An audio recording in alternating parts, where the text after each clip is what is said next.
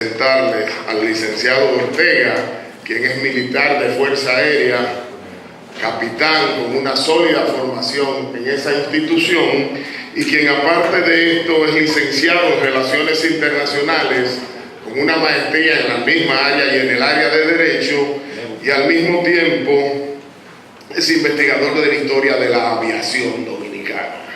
Aunque esta noche va a hablar fundamentalmente de la parte de la aviación dentro del Ejército, es investigador en todo el área de la aviación y aparte de eso ha tenido algunos cargos administrativos como director general de protocolos de la institución, así como encargado de la Escuela de Administración e Idiomas de la Fuerza Aérea Dominicana con sede en San Isidro. El licenciado Ortega nos estará hablando sobre la historia de la aviación entre el año 1930 y 1947, puntualmente dentro del Ejército. Así que con mucho gusto lo dejo con el licenciado Ortega.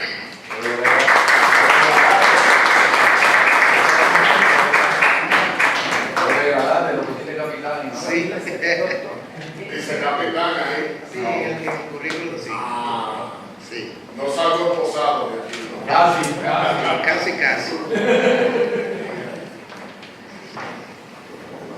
Bueno, yo le puse una diapositiva, es un video que va a ir pasando.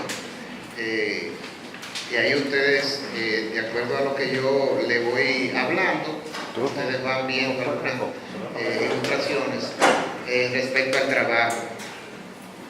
Primeramente, muchas gracias a la academia por darme la oportunidad nueva vez para hablar un poquito sobre la aviación militar en este momento. Venimos haciendo un trabajo de investigación sobre todo lo que es la aeronáutica en nuestro país y este es uno de los temas que vamos a abordar en el día de hoy. La aviación militar en el Ejército desde 1930 hasta 1947. Antes de iniciar hablando sobre la aviación militar y específicamente la creación del Cuerpo de Aviación, debo hablar de algunos aspectos previos a la creación del Cuerpo de Aviación. Primeramente, lo que fue la intervención norteamericana en el año 1916, que se duró hasta 1924.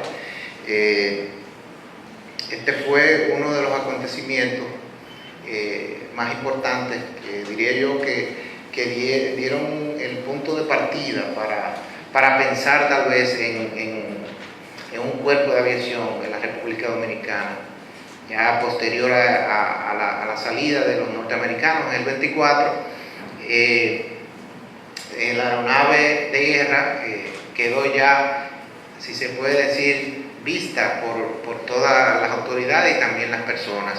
Otro de los acontecimientos es la promulgación de la Ley 904, hecha por el presidente Horacio Vázquez en el año 1928, donde se crea la primera escuela militar y de aviación.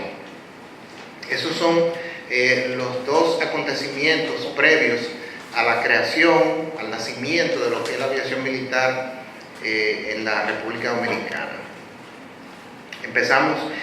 Nos remontamos a los inicios del régimen de Trujillo en el año 1930.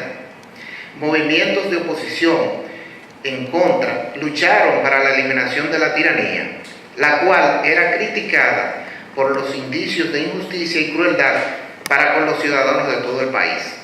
Trujillo se valió de diferentes métodos para sofocar los focos de resistencia en contra de su gobierno, encabezado por varios personajes influyentes en toda la geografía nacional. Estos caudillos, que protagonizaron enfrentamientos en pueblos del interior, no habían asimilado los cambios ocurridos posterior a la salida de los norteamericanos. Dentro de los movimientos más relevantes en contra del régimen, se deben destacar los encabezados por los generales Cipriano Bencosme en las Lomas del Cibao, terrateniente de origen mocano y líder regional, inició el primer alzamiento en contra de Trujillo a mediados de 1930. El general Bencosme le hizo la vida difícil al tirano por mucho tiempo. Por otra parte, el general Desiderio Arias, que se alzó en armas en los cerros de Gurabo Adentro, en la línea noroeste, con una gran cantidad de seguidores, convirtiéndose en el guerrillero más temido por Trujillo, que personalmente dirigió las operaciones de levantamiento. Ni Bencosme ni Arias pudieron resistir los embates ejecutados por estos nuevos armamentos implementados por Trujillo. Después, al observar este escenario, Trujillo toma la decisión definitiva de concretizar la idea puesta en movimiento por Horacio Vázquez y se comenzaron a impulsar los trabajos de la creación de la infraestructura aérea, como la construcción de los primeros aeródromos imprescindibles para las operaciones del nuevo cuerpo de aviación. También se realizaron las primeras diligencias y conexiones para la adquisición de aeronaves y a la vez se enviaron a la República de Cuba los primeros hombres que tenían la misión del estudio de la aviación y la técnica de reparación de aeronaves. Dentro del proceso de organización del Cuerpo de Aviación Militar, la evolución histórica de esta podría decir que es de proporciones épicas, basada en sus propios méritos.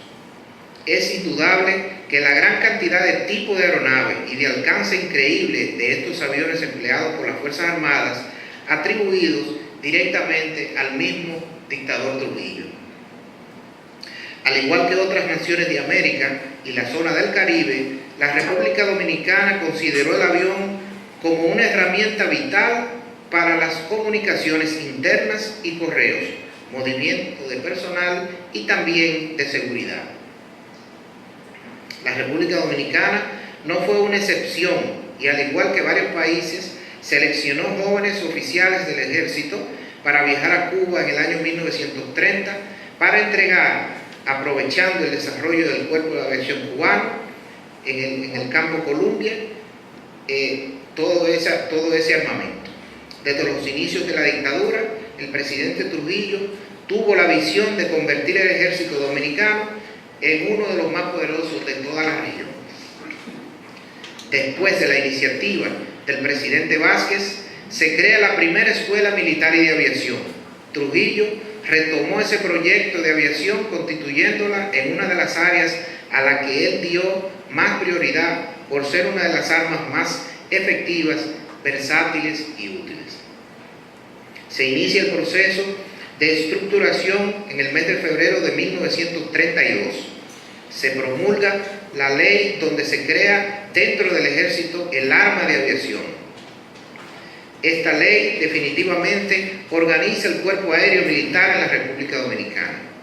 Este proceso de estructuración de las actividades lleva a definir algunos roles dentro de la misma creación de los diferentes departamentos.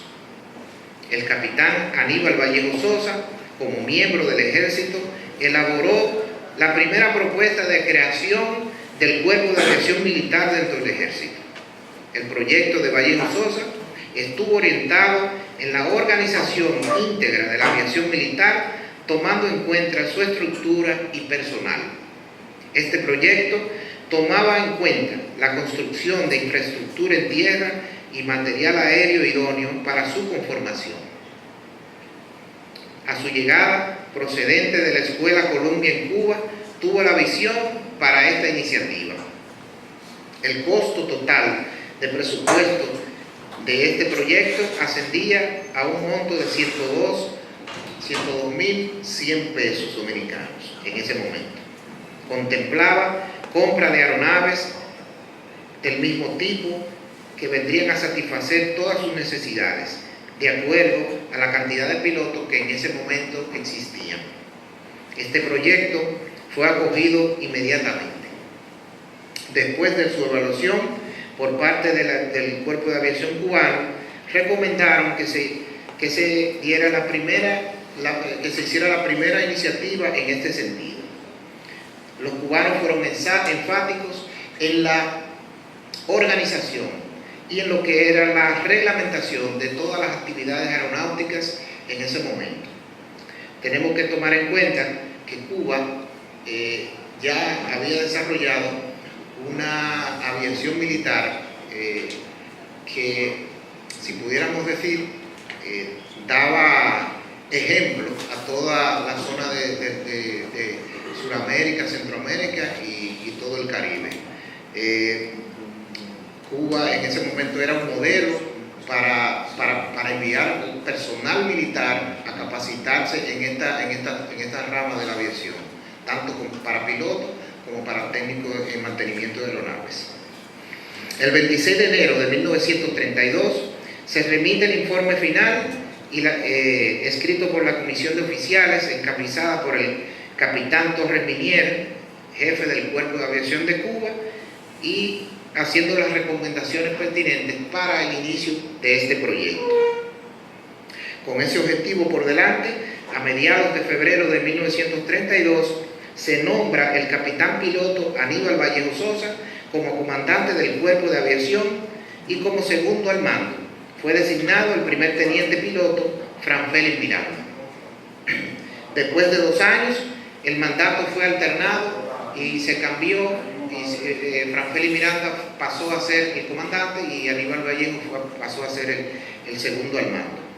Estos movimientos llevaron a la necesidad de contratar un personal extranjero para la capacitación del personal que iba en aumento. Para el 31 de diciembre de 1935 se otorgan los nombramientos a diferentes miembros del Cuerpo de Aviación, tanto en el ámbito de la mecánica de aviación, alineación de aeronaves y también como pilotos. En el proceso de organización y estructuración, para el 1 de enero de 1936 se publica la Orden General número 1 de la Jefatura del Ejército, creando el Destacamento de Aviación, constituido por un mayor jefe de piloto, un capitán piloto aviador, un sargento mayor ayudante de mecánico, sargentos primeros de AIC, alineador, torneros, entre otros. El día 3 de febrero de 1936 se publican las primeras encomiendas para el Cuerpo de Aviación. Se publica en este momento la Orden General número 16 de la Jefatura del Ejército, designando en ese momento al teniente coronel Carlos Marlaulin como jefe del Cuerpo de Aviación del Ejército Nacional. Ya bajo el mando del teniente coronel Marlaulin se toman iniciativas relevantes para ampliar el espectro de las actividades aeronáuticas militares. Para marzo de 1936 se continúa con los entrenamientos y la capacitación supervisados directamente por el mismo Trujillo. El 2 de junio de 1936, mediante Orden General número 65 de la Jefatura del Ejército, se crea el primer reglamento militar y de aviación, dando forma más coherente a las actividades aéreas. Este reglamento, en su artículo primero, contemplaba la organización constituida por el jefe del cuerpo, responsable ante el jefe de Estado Mayor del Ejército de la conservación y el buen funcionamiento de dicho cuerpo. Para enero del 36, ya el Cuerpo de Aviación contaba con 30 hombres. En el interín, todas las actividades administrativas de organización, en mayo de 1937, el gobierno ya hacía diligencia para la adquisición de nuevo armamento que fuera el complemento de esta actividad aérea. Gestiona ante la Sociedad Anónima Breda varias ametralladoras aéreas recibidas en junio de ese mismo año. En el mismo mes de julio, mediante Orden General número 90, se aprueba y pone en vigor el reglamento de la Escuela de Aviación, preparado por una comisión del Ejército. Entre los departamentos que fueron creados estaba la Escuela de Tierra y Aire, encargada de la capacitación, la Escuela de Operaciones, responsable de coordinación de la actividad aérea, el taller, entre otros. Con el desarrollo mostrado desde sus inicios, crecía la necesidad de incorporar personal para poder cubrir las plazas existentes. El 4 de enero de 1937 se suman al Cuerpo de Aviación Militar otro grupo de personas, entre los que podemos mencionar a Bienvenido Mieses, Rafael Suazo, entre otros. Además, fueron incorporados el primer teniente Fernando Manuel Castillo, Mario Lobatón Pitaluga, con el grado de pilotos militares, todos graduados en el territorio dominicano, y su instructor lo fue el señor Francisco Llanes. El 8 de julio, mediante orden general número 90, se instituye el primer reglamento de la Escuela del Ejército Dominicano, de Aviación del Ejército Dominicano. Dentro de este proceso de organización y conformación del Cuerpo de Aviación del Ejército, para el año 1938 se inició, primeramente se emitió una ley, la ley número 55, que fue la creación de la base naval y aérea. Posterior al desenlace fatal del vuelo panamericano, en noviembre de 1937, la República Dominicana no se detuvo en el desarrollo de las actividades concernientes a la aviación militar.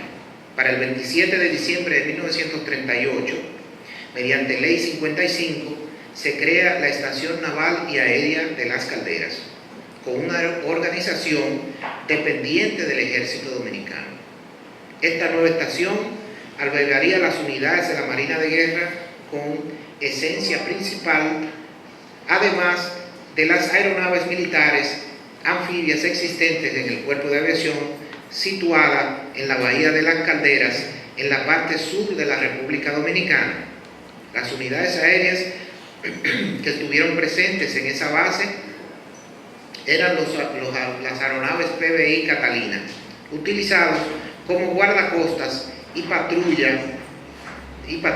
La estación naval y de aviación estaba localizada en la latitud 18, 1323 norte y la longitud OS 703132, a 16 millas marítimas del puerto de Ciudad Trujillo, con un área de 3 kilómetros de largo al fondo y 2 y 4 kilómetros de ancho. Esta estratégica bahía fue considerada por su posición geográfica como una de las más aventajadas bases navales y aéreas de todas las Antillas, anteriormente llamado Puerto Hermoso o Puerto Escondido. Esta nueva base estaría destinada a albergar las unidades de la Marina de Guerra y las unidades anfibias. Esta estación sería un nuevo reto para el gobierno del general Trujillo en su afán de modernizar y fortalecer todas las instituciones armadas.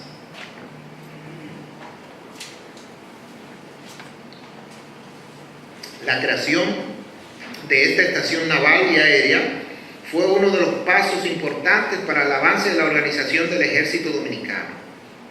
En toda la extensión de la bahía, dentro de sus puntas mencionadas y sus aguas territoriales, se declaraba zona militar y en consecuencia quedaba prohibido que buques mercantes dentro del ámbito de las aguas sin una autorización del jefe de Estado Mayor del Ejército Nacional.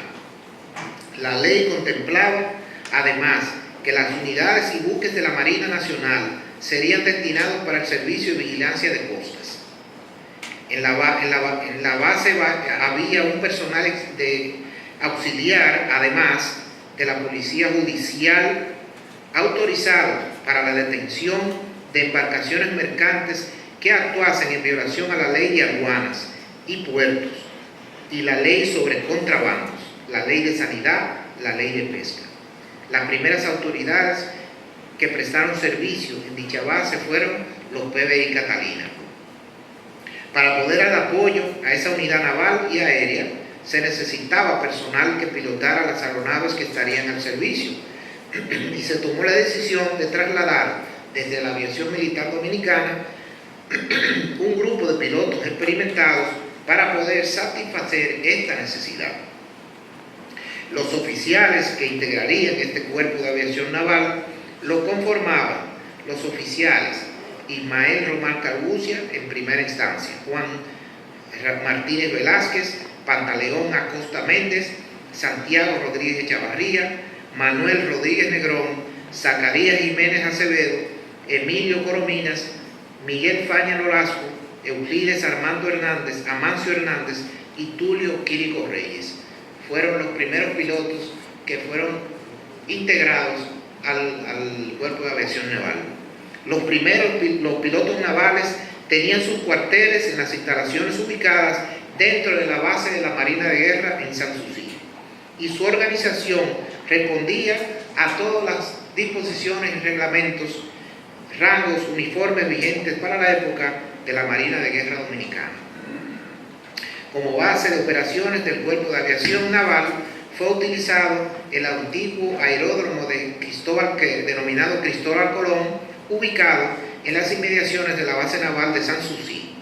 Más adelante, para los servicios de entrenamiento, fueron contratados pilotos norteamericanos. Entre ellos estaba el señor Ronald E. Perlich, instructor de aviación naval, Charles Brandon y John D. Kewin como mecánico e instructor de aviones Catalina. Además de estos técnicos norteamericanos, se sumaron técnicos de aviación militar, entre los que mencionan Rafael Ignacio, Sargento Rodríguez Martínez, Marinero Ángel Santos Martínez Moya, conscripto Amaury Pion Urens y el señor Ulises Quevelier. Con la creación de la estación naval, surge la necesidad de crear un cuerpo de aviación naval en la República Dominicana, dispuesto definitivamente en el año 50, y se escogieron para su integración todas las aeronaves Catalina que existían, denominadas posteriormente guardacostas. Estas fueron desde el guardacosta número 14 hasta el guardacosta número 17, fueron denominados. Estas unidades aéreas brindaron asistencia impecable en todo lo referente a misiones de patrulla costera en la República Dominicana. Dentro de las primeras aeronaves, en el proceso de estructuración de los comienzos, en el año 1932, estamos hablando de las aeronaves militares, vista la necesidad de suplir las áreas de capacitación del personal que adquirieron las primeras aeronaves para ser utilizadas en la recién creada Escuela de Aviación. El primer avión realmente adquirido por el Cuerpo de Aviación fue un avión denominado Stinson XM-2AB.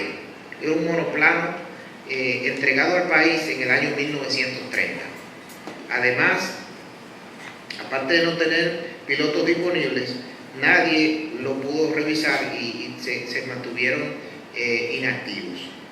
En ese sentido, el capitán Vallejo, como comandante del Cuerpo de Aviación, hace las diligencias para adquirir más equipo y ayuda para el ambicioso proyecto de aviación.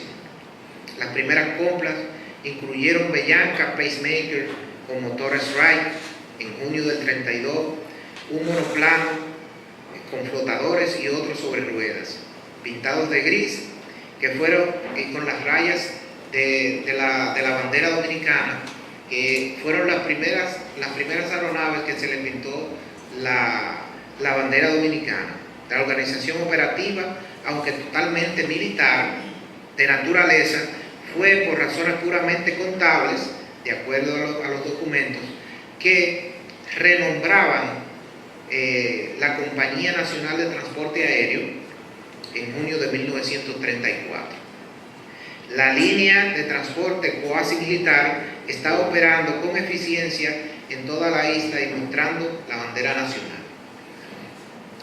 Esto nos indica que las primeras aeronaves que llegaron al Cuerpo de Aviación fueron utilizadas en sus inicios como un recurso del gobierno para empezar lo que es el transporte de correspondencia interna en la República Dominicana. Rafael Leonidas Trujillo, viendo el panorama de la región relacionado con el tema de la aviación militar, decide agregar más aviones de propósito específico a su pequeña fuerza. Se agregaron a la flota los Bob Corsarios, que fueron los primeros aviones de guerra que se compraron, entregados en el año 1933. Los dos primeros se mantuvieron en uso con un mantenimiento impecable.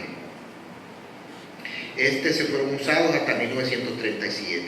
Siguiendo con la evolución, se adquirieron los Saro Kutizark para el transporte y correo y patrulla.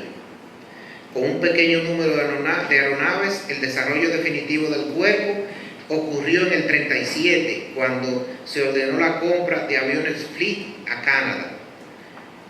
Estos fueron 2 unidades. Estas aeronaves fueron muy necesarias para entrenar nuevos pilotos. En marzo del 37 se reciben los aviones de combate ligeros Curtiss-Wright. La República Dominicana fue el primer país en comprar estos nuevos aparatos salidos al mercado. Los Curtiss se le dieron la numeración en 6 y 7. El segundo recibió el denominado Colón, volado por Fran Félix Miranda en el año 1937 en el vuelo panamericano.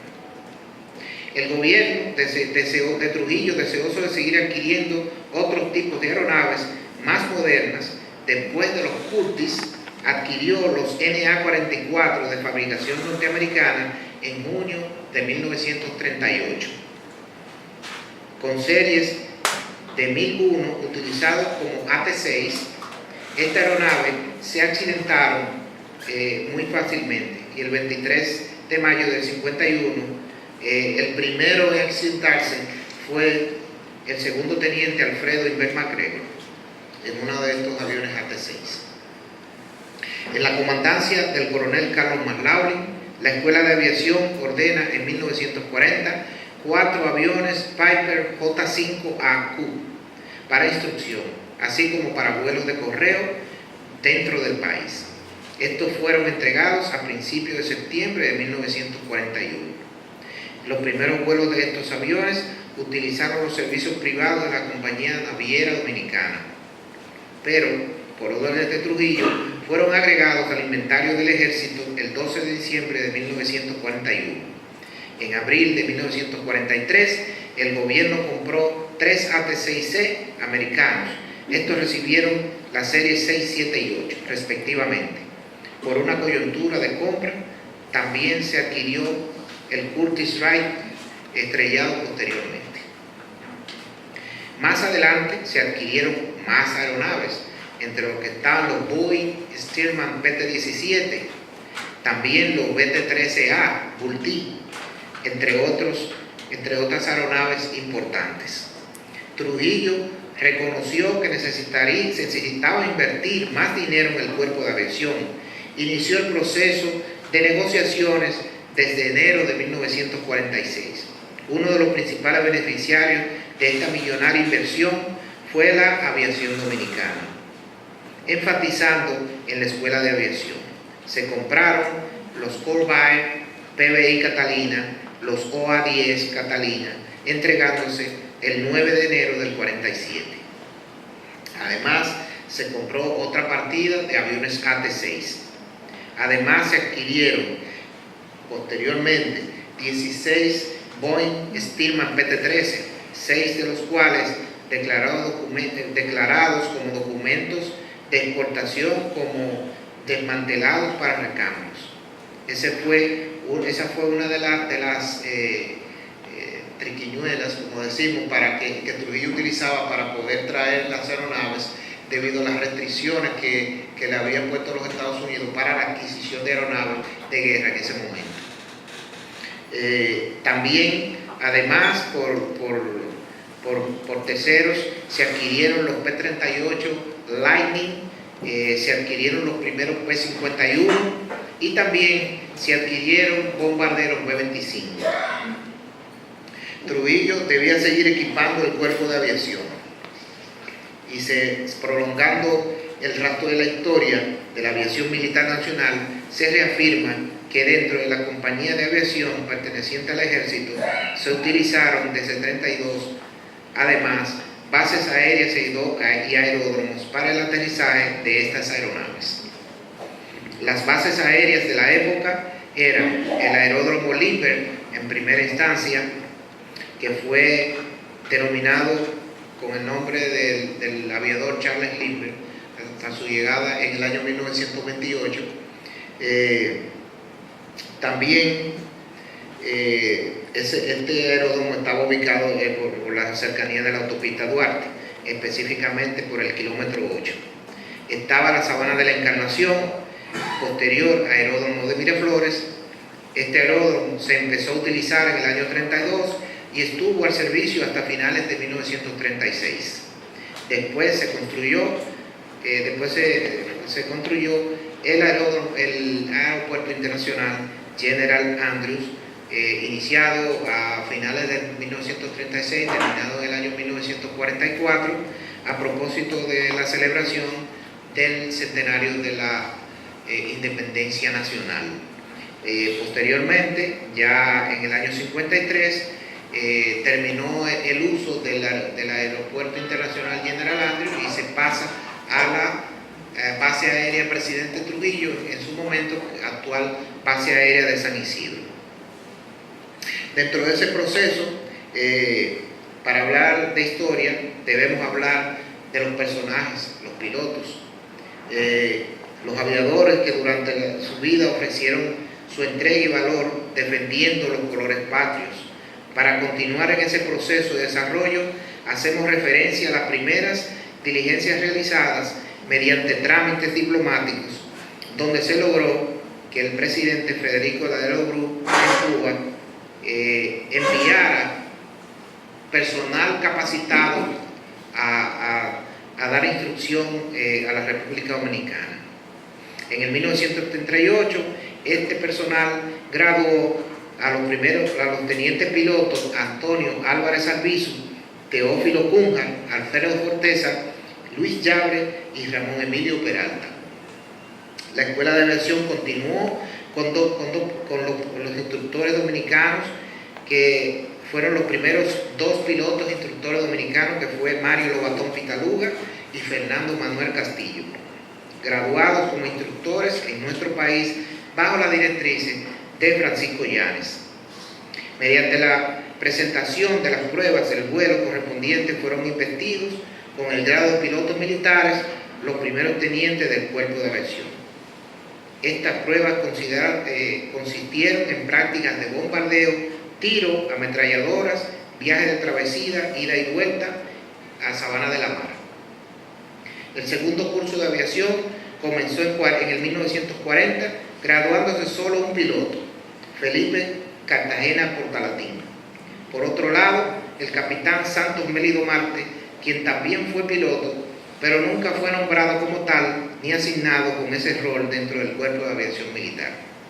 Para el año 45 se graduaron 5 nuevos pilotos, ya con el rango de cadetes.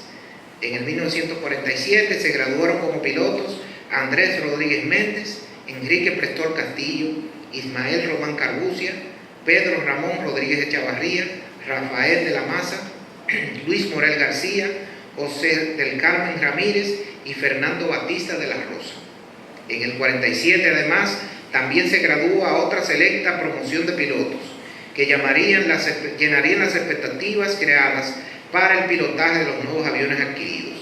La lista la encabeza Ramón Hernández Ramírez, José del Carmen Ramírez, Tubal, Mario Hermida, Guariel de Jesús Cabrera Ariza, Tulio Francisco Quirico Reyes, Reinaldo Peña Díaz, Rafael Dávila Quesada, Juan de los Santos Ventura Simón, Daniel Torres Alfonso, Carlos María Sánchez Pérez, Carlos Rizet Vergés, José Lujosa, Freddy Gómez Nadal, Pedro Candelario y Delio Reyes Cumar. Todos estos son protagonistas de los inicios de la aviación militar en nuestro país. De esta forma, culmina esta primera etapa en el desarrollo de la aviación militar en la República Dominicana, destacando acontecimientos que dieron como resultado la organización, la conformación de la primera Escuela Militar de Aviación, posteriormente denominado y naciendo el Cuerpo de Aviación Militar en la República Dominicana. Muchas gracias.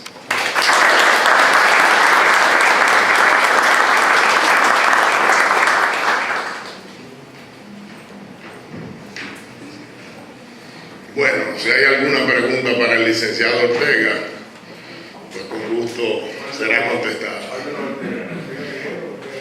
Y se llaman Miguel los dos. Si es de aviación, se la hacemos al licenciado aquí. Si es de abogacía, se la hacemos al licenciado allá. Así mismo es.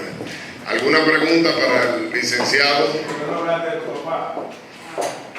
Bueno, yo puedo hacer una pequeña reseña. Bueno, para mí es un honor hablar de mi papá. Mi papá fue la primera promoción, si puede decirse así, de la aviación militar dominicana, porque la aviación militar dominicana fue creada en el 47, 48, ya cuando se independiza del ejército como un cuerpo administrativamente independiente. Mi padre se graduó en el año 1949, en agosto de 1900, inició el curso en el 49 y se graduó en agosto de 1950. Fue una de las más grandes promociones de pilotos aviadores militares de la Fuerza Aérea, de la aviación, dentro de lo que también puedo mencionar grandes pilotos, además de él, como lo fueron los Inver y Polanco, Marino Polanco, y entre otros pilotos, grandes amigos de mi padre también. Se graduó en el 50 y desde ahí hasta el año 82 llegó al rango de general de brigada, piloto, ocupó varias posiciones de importancia no solamente dentro de la Fuerza Aérea, sino también en las Fuerzas Armadas. Llegó a ser su jefe de la Fuerza Aérea entre el año 79 y 80. Según lo que algunos lo conocieron, algunas personas que lo conocieron, como el señor Pérez Siragusa, cada vez que tengo la oportunidad de hablar me siento mejor, porque con todas las personas que he hablado nunca me han dicho nada que fuera en contra de todas las acciones y de la trayectoria de mi padre. Siempre oí que era una persona muy ecuánime, muy correcta, y hasta el momento hemos querido hacer lo mismo.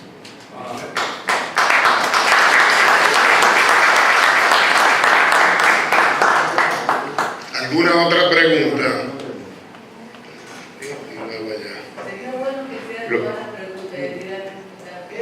Bueno, fantástico. Lo felicito, licenciado.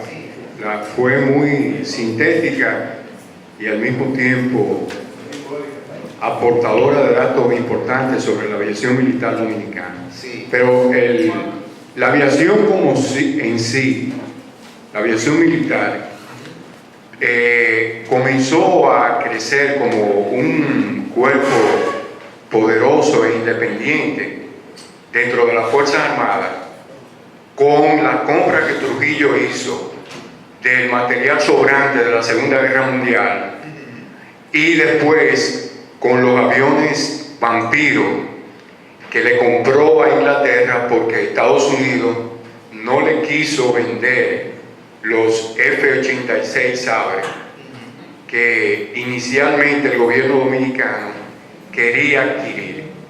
Y eso. Díganme una cosa, aquí hubo aviones Mosquito porque creo que hay alguna fotografía en que aparece ese bombardero de 2 motores estacionado en la base de San Isidro, y también un avión cuatrimotor de bombardero, Sí, B-17, sí. que también hay alguna fotografía. Sí. ¿Es cierto eso? Sí, claro que sí. El gobierno de Trujillo, a finales de la década del 40, quiso adquirir aeronaves del P-38 Lightning, que le decían Mosquito. Eso eran los P-38, los Mosquitos es otro tipo. Aquí hubo un escuadrón de mosquitos. Aquí llegamos a tener, si mal no recuerdo, 10 mosquitos, aviones mosquitos. Eran de Javier Mosquito, eran unos bombarderos que eran de madera y tela, esos aviones. Sí, parte de madera y tela. Caza bombardero, eran de los bombarderos más efectivos que había en la Segunda Guerra Mundial. También estaban los P-38, que se adquirieron 2 de principio, pero no se logró, o sea, no se adquirieron más por la complejidad, de acuerdo a los datos encontrados, de lo difícil de pilotear esas aeronaves. Entonces por eso no se adquirieron. Los B-17, sí, aquí habían 2 fortalezas B-17. Teníamos 2 fortalezas B-17 y además teníamos bombarderos B-25 y B-26 también. Y el Largo También. en la revolución participó en la ¿Otra pregunta? El caballero rápido. El señor aquí también. Usted menciona la adquisición de lo que se llamaba en su época el Challenge of the Sky, el P-51. Sí, en realidad en esta fase de la aviación, a final de la década del 40, estamos hablando de entre el 48 y 49, fue que se adquirieron los primeros P-51, que se adquirieron por trasmano, como decimos. Fueron solamente 3 unidades. Se adquirió una primero, después se adquirieron 2 más. Y fueron de diferentes denominaciones de P-51. El negrito era A. El negrito era A, había un C y había un B. Esas 3 denominaciones se compraron en esa época, porque no le permitían a Trujillo todavía comprar aeronaves. Pero tenemos que enfocarnos en la época que estamos definiendo entre el 47 y el 30. Pero hay una foto vieja de San Isidro, donde se ven el P-51 y se ven no menos de 6 aviones, uno detrás de otro. No, nosotros teníamos un parque aeronáutico de más de 300. No, pero hablando del P-51. Del P-51, en total había 59. 59 P-51. Atrás. Adquiridos en Suecia, todos. Quedan 2 preguntas más. Carlito y Miguel. Ok, ¿quién más? Allá. Sobre el ejército dominicano. Ajá. Perfecto. ¿Qué planificación y estrategia tenía Rafael Leonidas Trujillo mediante su mandato?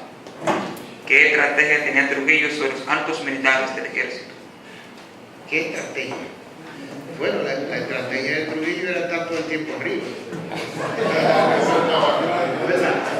Esa era la estrategia de Trujillo, todo el tiempo arriba.